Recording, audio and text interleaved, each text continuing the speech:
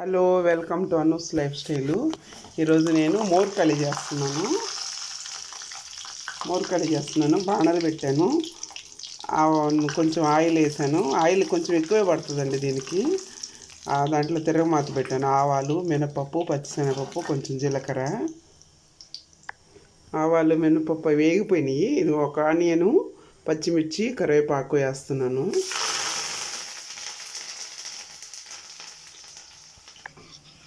చూడండి, బియ్యం పిండి కొంచెం ఉప్పు వేసి కలుపుకోవాలి. వాటర్లో బాగా కలిపెట్టుకోవాలి. ముద్దలు లేకుండా బాగా నీళ్ళుగా కలుపుకోవాలి. ఆనియన్ ఇవన్నీ వేగిపోయాయి. దీంట్లో పోసేస్తాను ఇప్పుడు ఇది.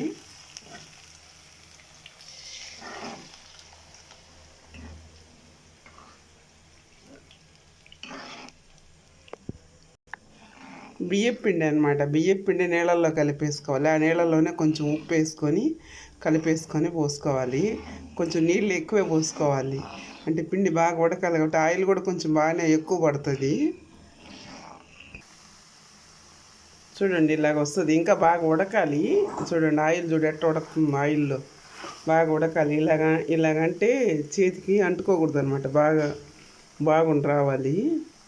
ఇంకా కొంచెం టైం పడుతుంది ఉడకడానికి. నచ్చితే లైక్ చేయండి, షేర్ చేయండి, సబ్స్క్రైబ్ చేసుకోండి. ఓకే, బాయ్ అండి. మోర్ కర్రీ కావాలంటే కామెంట్ చేయండి.